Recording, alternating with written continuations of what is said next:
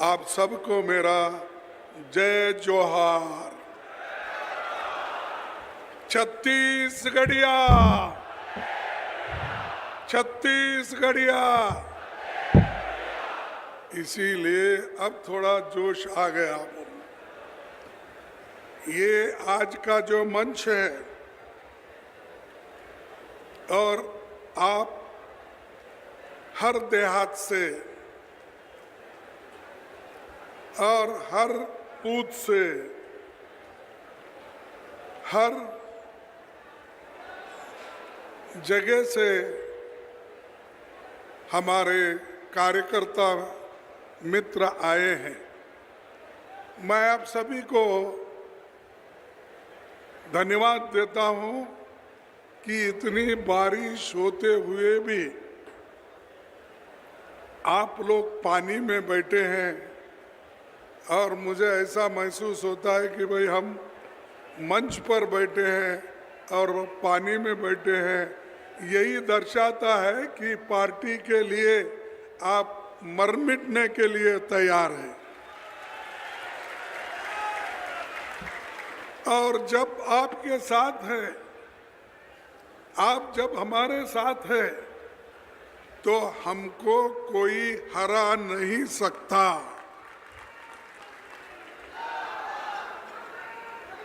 और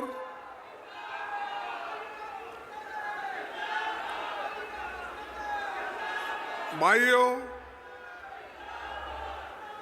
एक मिनट,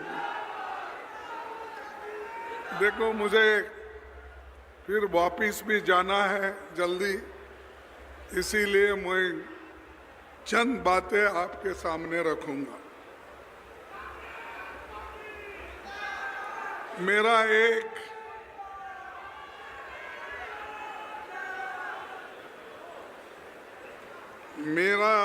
आपके साथ एक खास रिश्ता है। रायपुर में मेरी अध्यक्षता में फरवरी 2023 में कांग्रेस का महाधिवेशन हुआ था, जब बघेल जी मुख्यमंत्री थे और मंत्रिमंडल के सभी सदस्य भी यहाँ बैठे हैं।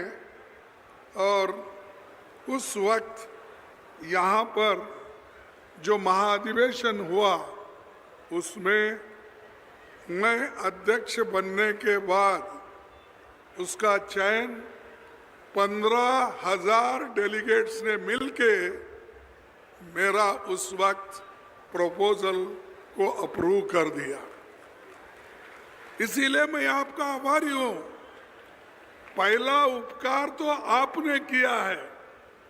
अगर वो संविधान, हमारे कांग्रेस का संविधान के अनुसार यहाँ अप्रूवल अगर नहीं होता तो मैं इस कुर्सी पे बहुत दिन नहीं रख सकता था। आपने पुनः सब मिलके मुझे और एक बार पुष्टि देके चुन के लाया। इसीलिए मैं आप तमाम को धन्यवाद करता हूं। भाइयों, रायपुर से सामाजिक न्याय का जो नारा बुलंद हुआ, उसने 2024 में मोदी सरकार के अहंकार को, उनकी अहंकार को तोड़ दिया। और आज बीजेपी ऐसी हालात में है, वो उनकी खुद की सरकार नहीं बना सके, उनकी मेजॉरिटी नहीं है।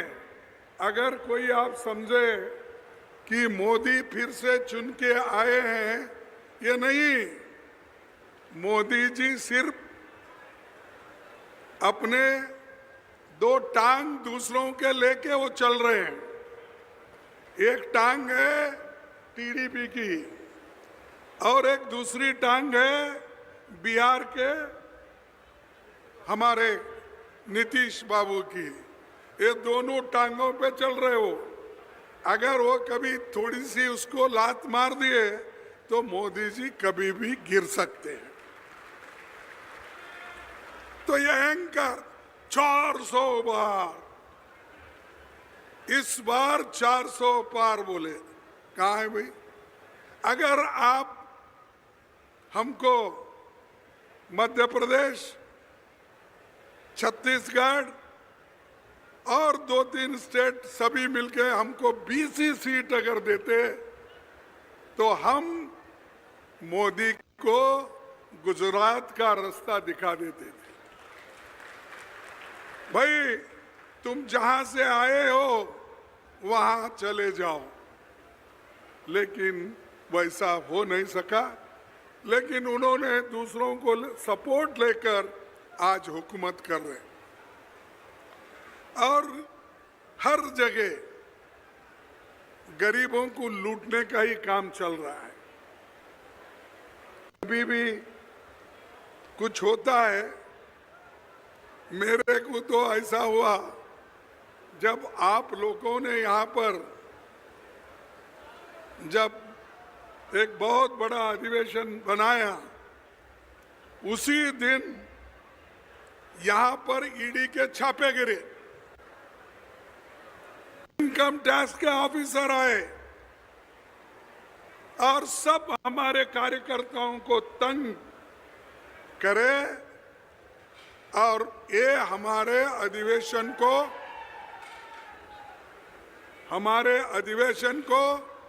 फेल करने के लिए।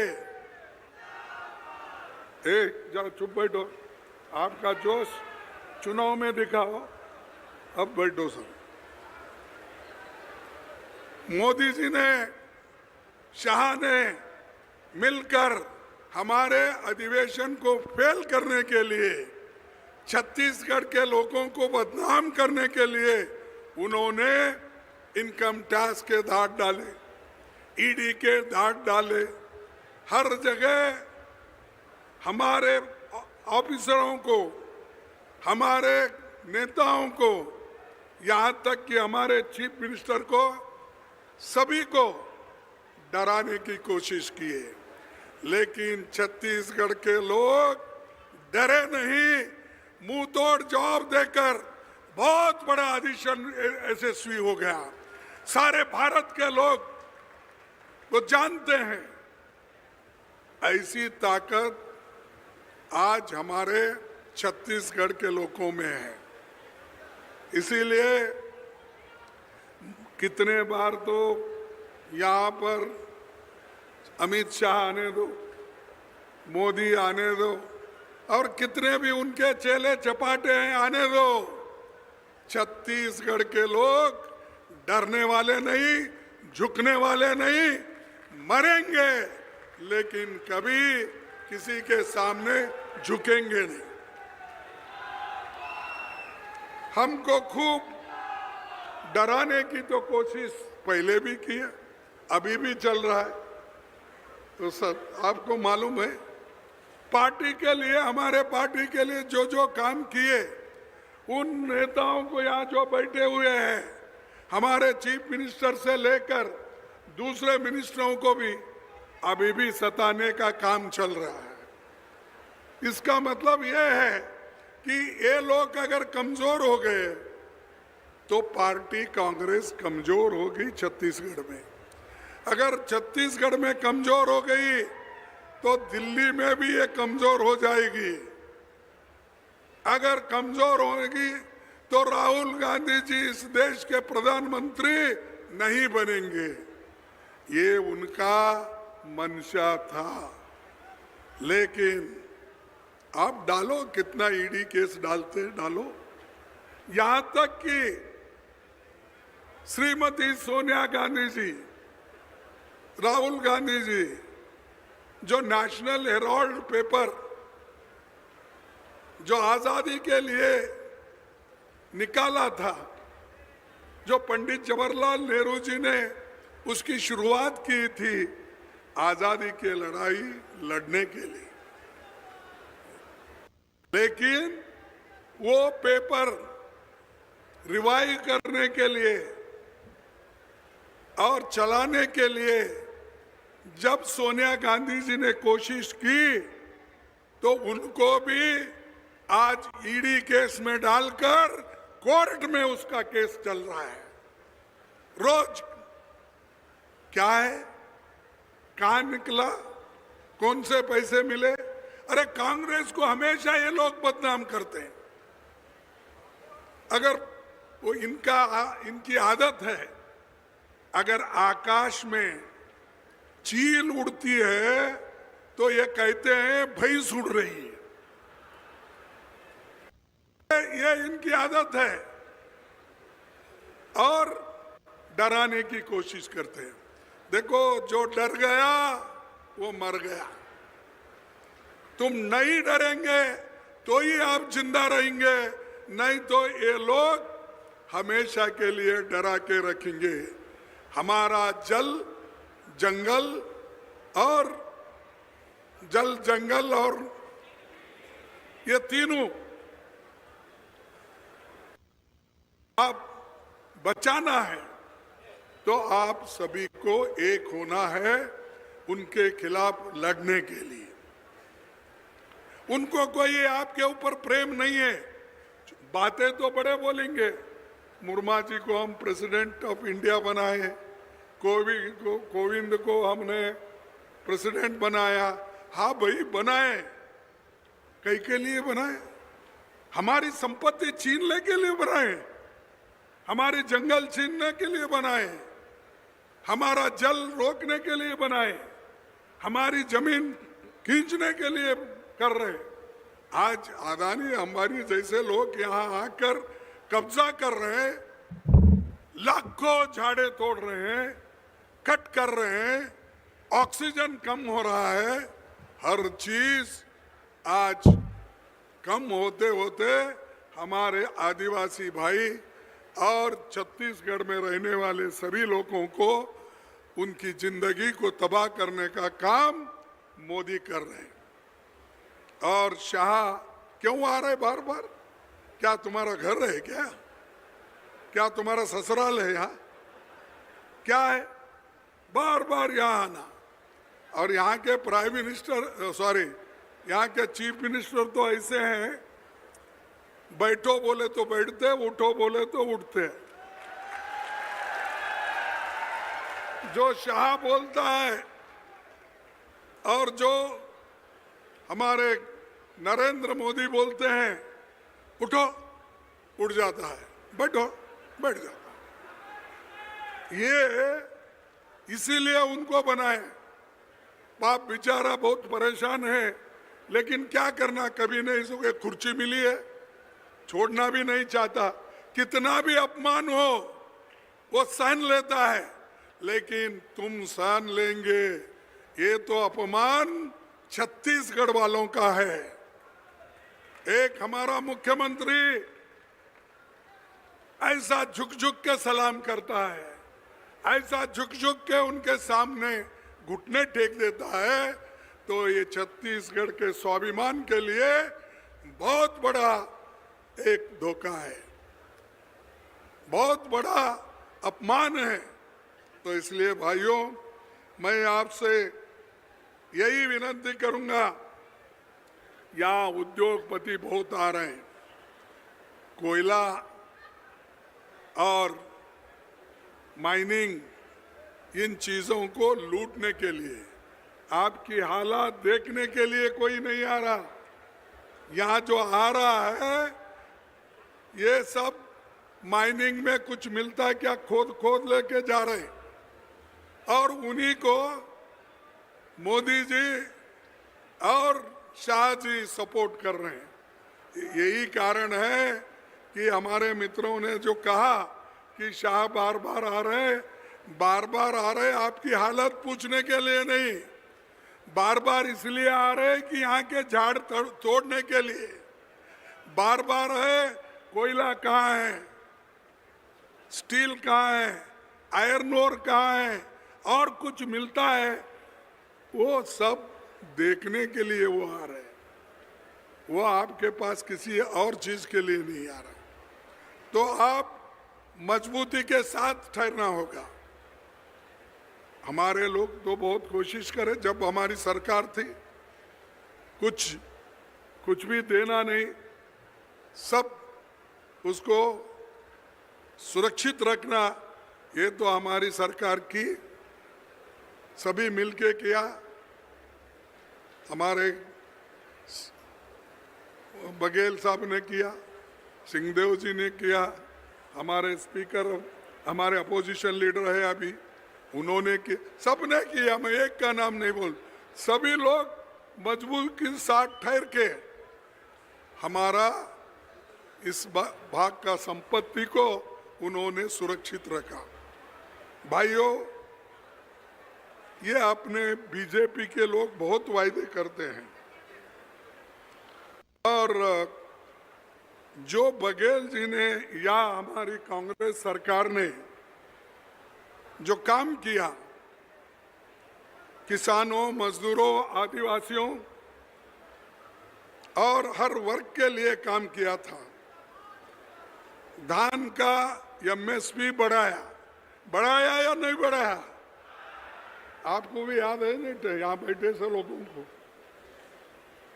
तो कर्ज माफी भी की ना, नहीं की?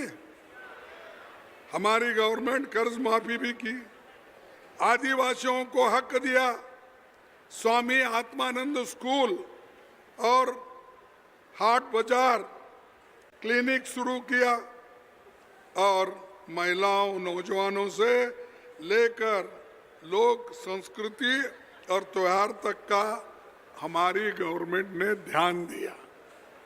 इन्हों क्या कर रहे हैं? इन्हों आके हमने जो किया उसको बंद करने का काम है, और बंद करके लब लोगों को डराते फिरने का। भाइयों, बीजेपी सरकार बनते ही अपने वायदों को तो भूल गई, और क्या कर रही है आज? हमारे छत्तीसगढ़ के नौजवानों को, किसानों को धोखा दिया, क्योंकि वो हमेशा झूठ बोलते हैं। मैं पहले से बोलता हूं, मैं यहाँ 3 बार 4 बार आया, भाई ये मोदी झूठा है। वो कैसे फिर पार्लियामेंट में आए मुझे समझ में नहीं आ रहा, कैसे असेंबली में जीते वो भी समझ में नहीं आ रहा, क्योंकि इतना धोखा देते। 15 लाख दूंगा, कहाँ है भाई तुम्हारे 15 लाख? 2 करोड़ नौकरियां दूंगा, कहाँ है तुम्हारे 2 करोड़ नौकरियां? एमएसपी डबल करूंगा, कहाँ है तुम्हारा डबल? अरे इतना झूठ बोलते, इतना झूठ बोलते। ये उसी लिए मैं हमेशा बोलता हूं, ये झूठों के सरदार है। भाइयों, ये सब आज बीजेपी कर रही है, और बहुत लोग ऐसा बोलते हैं। किसी ने अभी बात निकाली, डबल इंजन की सरकार, डबल इंजन की सरकार। अरे एक तो गवर्नमेंट ऑफ इंडिया की सरकार केंद्र की सरकार है, एक है छत्तीसगढ़ की सरकार। डबल इंजन क्या होता है? डबल इंजन बोले तो एक ही ट्रेन को 2 इंजन लगाकर डबल इंजन होता है। ये तो दिल्ली की सरकार अलग है, यहाँ की सरकार अलग है। ये हमारे यहाँ चीफ मिनिस्टर अलग है, और जो चीफ मिनिस्टर हमारे प्रधानमंत्री के सामने झुक झुक के बात करता है, और जो हमारे शाह जी के सामने झुक के बात करके करता है, वो डबल इंजन कैसा है? एक बड़ा हो गया, एक छोटा हो गया। कैसी चलती गाड़ी? ये नहीं चलती, ये सिर्फ गुलामी ही चलती है। जो गुलामगिरी करते हैं वही लोग ये सब कर रहे हैं। ऐसे लोग गुलामों को लेके आप कर रहे हैं। हमारे चीफ मिनिस्टर जो बोलते थे, हमारी सरकार यहाँ जो कहती थी वो करके दिखाई है। हिम्मत आपके पास, सब दिल्ली में पूछ के आते बोलते हैं, और कभी उन्होंने तुम्हारा ख्याल नहीं किया। और यहां तक कि जबकि कांग्रेस सरकार थी, 17 जन कल्याणकारी योजनाओं को बनाई थी, भाजपा ने बंद कर दिया। क्या किया? जो कल्याणकारी काम बंद हो गए, आपको याद नहीं है ना? तो बंद हो गए। फिर भी लोग मोदी मोदी बोलते हैं। अरे बाबा, जो हम दिए वो चीन लेके गए हैं, चोरी किए, वो तो वापस दो। वो भी नहीं। देखिए जैसा क्या बंद किया बीजेपी ने, गौठान योजना, गोबर खरीदी, भूमिहीन कृषि मजदूरों को, महिलाओं की योजना, ये सारे चीज बंद हो गए ना? हो गए या नहीं? फिर पूछो उनको, जब शाह आते ना, साहब आपका चीफ मिनिस्टर तो सारा बंद कर दिया और आप टूर मार रहे हैं, आके कई के लिए मार रहे हैं। और यहां पर इंडस्ट्रियल पार्क वो भी बंद कर दिया। युवाओं को, महिलाओं को रोजगार का रास्ता बंद कर दिया। नौजवानों को 2,500 रुपए महीना भत्ता बंद कर दिया। भूमिहीन खेती मजदूरों को सालाना 7,000 रुपए देने का बंद कर दिया। सवाल ये है कि भाजपा के लोग ऐसा क्या कर रहे हैं जिसके लिए 25-26 में इनको 37,000 कर्जा इन्होंने बाहर से पैसे लाए। अरे काम तो कुछ नहीं कर रहे, ये सब योजनाएं बंद हो रही है। ये गारंटी जो हमारे कांग्रेस पार्टी की सरकार दी थी वो तो बंद कर दिए। 37,000 कर्जा क्यों लाए? कई के लिए लाए? सिर्फ एडवर्टाइजमेंट देने के लिए। पेपर में आप देखिए, कहीं भी उनका फोटो रहेगा, नरेंद्र मोदी का फोटो रहेगा, कभी कभी शाह का फोटो भी रहेगा। और शाह तो अब कोऑपरेटिव फेडरल यूनिवर्सिटी कुछ यूनिवर्सिटी बना रहे हैं। किनके लिए? गरीबों के लिए नहीं है, वो सिर्फ अमीरों के लिए ही बनाकर एक एक को अध्यक्ष बनाने का उनका काम है। लेकिन मैं जब कोऑपरेशन मिनिस्टर था कर्नाटक में, उस वक्त मैंने क्या किया, गरीब लोग मेंबर नहीं बन सकते, तो मैंने सरकार का पैसा देकर उनको मेंबर बना के फिर कोऑपरेटिव सोसाइटी में उनको डायरेक्टर बनाया।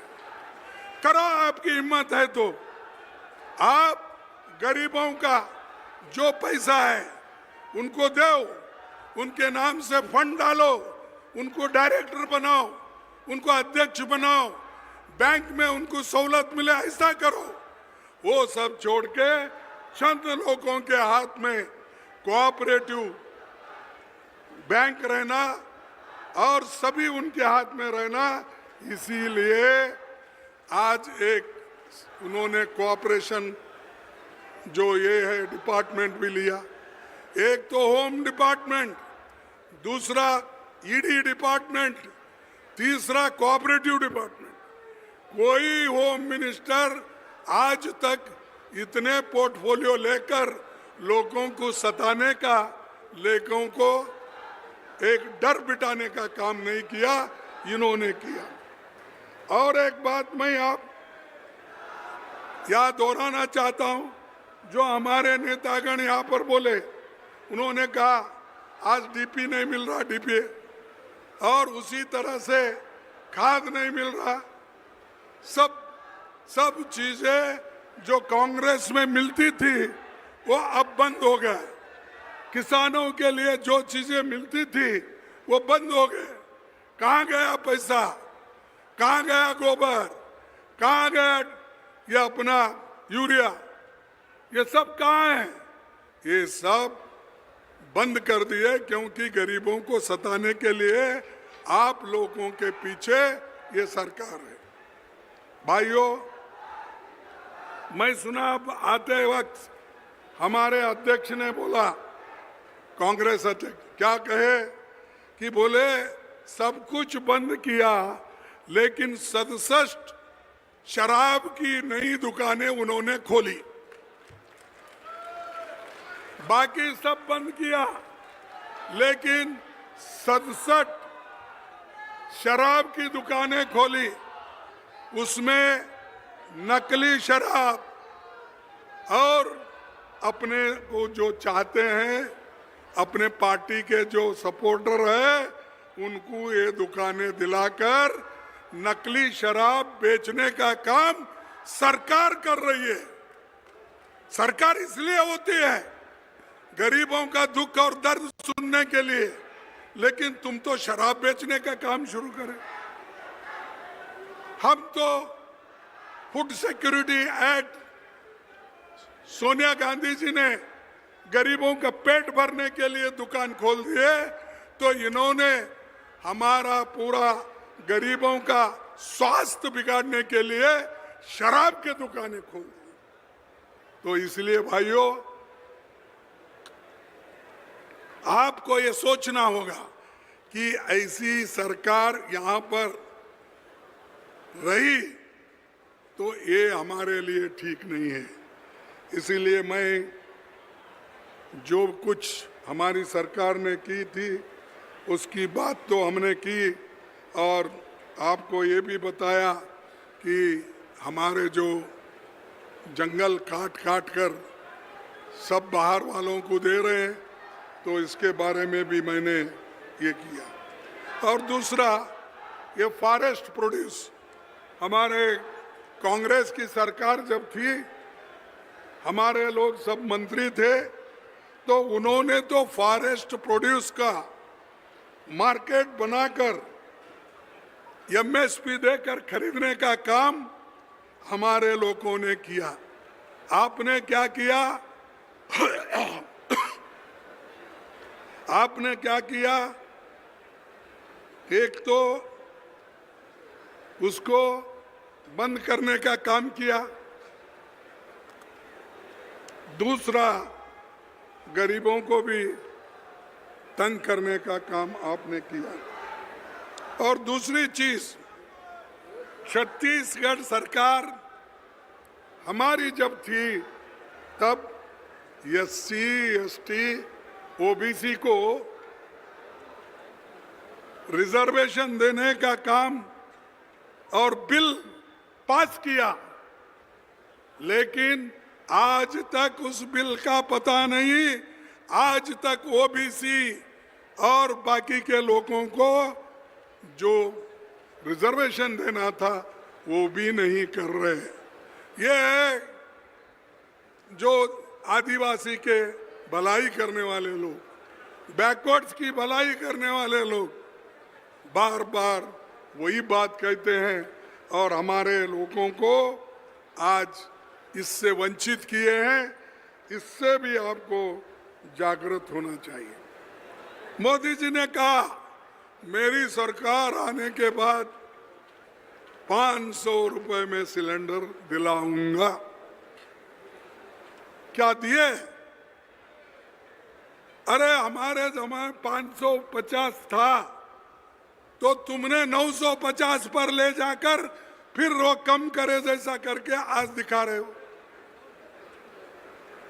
तो ये मोदी साहब, ये चाल बहुत दिन तक नहीं चलेगी और आपको ये नाटक बंद करना चाहिए, ये ड्रामा बंद करना चाहिए, नहीं तो लोग एक दिन उठेंगे और सरकार के खिलाफ वो आंदोलन करेंगे। ये मैं कहता हूं, मैं ही नहीं, अरे हमारे जमाने में तो 1 रुपए भी अगर गैस का बढ़ता, 1 रुपए भी अगर पेट्रोल का बढ़ता, 1 रुपए भी अगर डीजल का बढ़ता तो लोग रास्ते पे आते थे।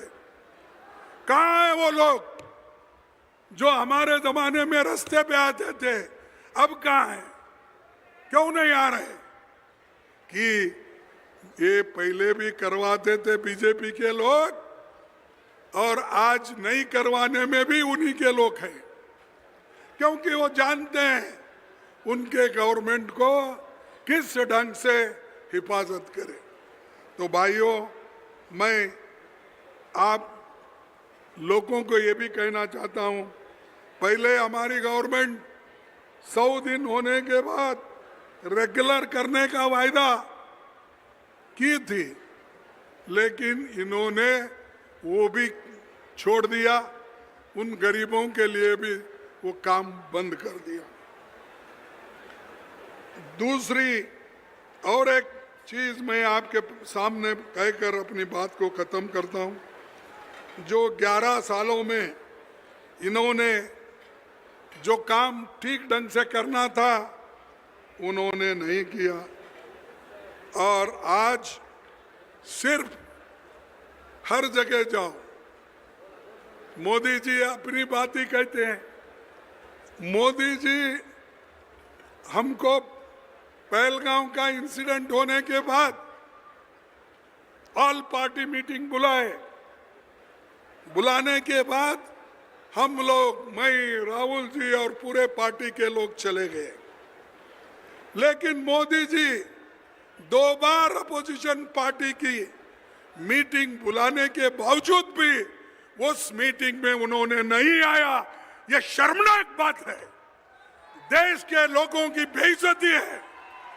अरे हमारे लोग, अपोजिशन के लोग, वो भी चुन के आते हैं, लाखों लोग वोट देकर चुन के आते हैं। जब उनको वहां पर बुलाने के बाद अगर प्राइम मिनिस्टर वहां पर नहीं रहता, अपनी बात अगर नहीं सुनता, तो आप क्या बोलेंगे? उसको शर्म आना चाहिए। अरे यहाँ मणिपुर जल रहा है, बैठो भाई, जिंदाबाद बाद में बोलो।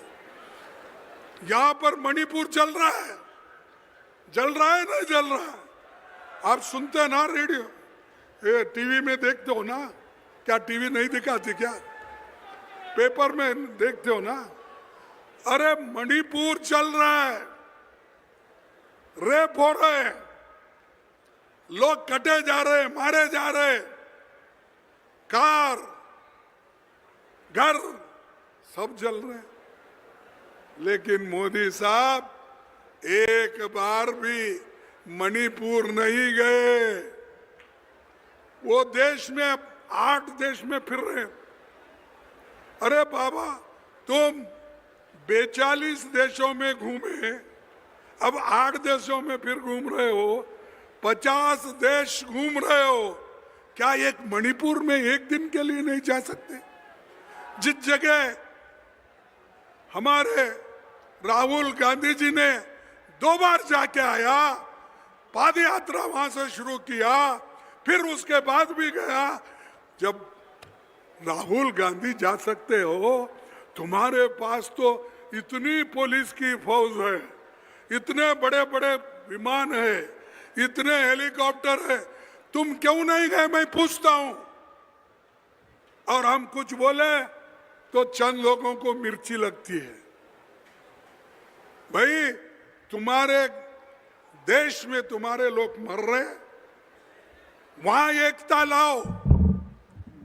इधर तो वो ट्रंप ने बोला मैंने सुलझाया, पाकिस्तान और हिंदुस्तान की झगड़ा चली थी, मैंने सुलझाया, उसने बोला। एक बार नहीं, 16 बार बोला। कितने बार? 16 बार बोला। अरे ये तुम्हारे मुंह से कभी आया? ये सब झूठ है, हम आपस में तय कर लिए, मैं खुद उसको मान लिया। 16 बार बोलने के बाद सब लोग, हमारे देश के लोग गालियां देने के बाद तब कुछ बोले नहीं नहीं हम ही करें। अरे जोर आवाज में बोलो ना, मैं ही कर ले, हम ही कर लिए, कोई इसमें नहीं है।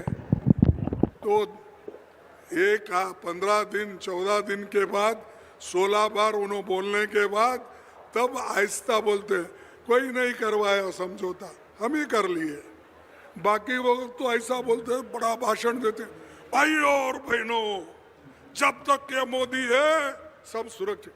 कहाँ है भाई मोदी, कहाँ है?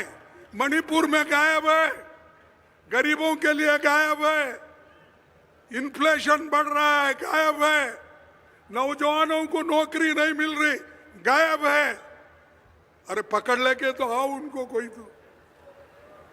जो आदमी समस्या से भागता है, सुलझाने के बजाय भागता है, उनको पूछना चाहिए। हम पूछेंगे 21 तारीख को, आगे भी पूछेंगे। ऐसे लोगों के हाथ में हुकूमत आया है और सबको डराने का काम कर रहे हैं। भाइयों चलने दो। और दूसरी अब इधर इधर और एक बात निकली, और एक बात कौन सी निकली? वो क्या उनका आरएसएस का एक है ना, कोई आदमी एक बोला, ये बोला संविधान से सेक्युलरिज्म और सोशलिज्म वर्ड ये निकालना है। क्या बोले? सेक्युलरिज्म एंड सोशलिज्म वर्ड पहले नहीं था, हम निकालेंगे। ठीक है भाई, निकालने वाले मेरे बहादुर दोस्तों, तुम्हारी ये जो संविधान का नियम है तुम्हारे पार्टी का, जरा अच्छा दिखाता हूं। ये बीजेपी पार्टी का संविधान है, 1980 में बना हुआ है। इसमें क्या लिखा है उन्होंने? अपने पार्टी के धारा 2 उद्देश्य इनका क्या उद्देश्य है उतना ही पढ़ता हूं मैं। पार्टी विधि द्वारा स्थापित भारत के संविधान तथा समाजवाद, पथनिरपेक्षता और लोकतंत्र के सिद्धांतों के प्रति सच्ची आस्था और निष्ठा रखेंगी तथा भारत की प्रभुसत्ता, एकता और अखंडता को कायम रखेंगे। समाजवाद भी यहाँ आया है, सेक्युलरिज्म भी आया है। ये क्या मेरे बाप ने लिखा है क्या? कौन लिखा है? अरे 1980 में तुमने जब पार्टी स्थापना की उसमें यह लिखा है, और हमको बोलते हो निकालो। अगर हिम्मत है तो निकाल के देखो, पूरा देश खड़े होगा हमारे तरफ। तो ऐसे जो लोग हैं,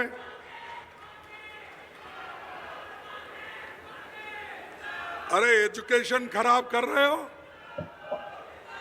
एजुकेशन खराब कर रहे हो, लोगों को दिशाभूल कर रहे हो और झूठ बोल रहे हो। तुम्हारे संविधान में रखकर, हमारे संविधान में जो है गरीबों के लिए हर क्लॉज में वो है, उसको निकालने के लिए आप कोशिश कर रहे हैं। पहले तो तुम्हारा देखो ना, क्यों तुमने लिखा। तो इसलिए भाइयों मैं और ज्यादा समय नहीं लेना चाहता, क्योंकि आप बारिश में बैठे, ठंडी में बैठे, इसीलिए मैं इतना ही कहूँगा कि ये तो सरकार, मोदी सरकार सबको बर्बाद करने वाली है। वोटर लिस्ट में घपला शुरू, महाराष्ट्र में घपला हुआ, जो हमारे राहुल गांधी जी ने आपके सामने कहा। 75 लाख वोट बढ़ाए, कैसा बढ़ता है? आज बिहार में चुनाव लड़ रहा है, वहां 2 करोड़ वोट काट रहे हैं। अगर काट के तुम लोग इलेक्शन करना चाहते हैं, एक वक्त ऐसा आएगा तुम पछताओगे। जो काम आज गलत कर रहे हो उसका पछताना होगा आपको। इसलिए आप मजबूती से रहो, एक रहो, और क्योंकि आपके सामने देश है, देश सबसे बड़ा है, और देश है तो हम लोग सुरक्षित हैं। अगर देश सुरक्षित नहीं, हम कोई सुरक्षित नहीं। संविधान सुरक्षित है तो हम सब सुरक्षित हैं। तो संविधान को बचाना, देश को एक रखना, सभी समाज को एक रखना, ये हमारा काम है।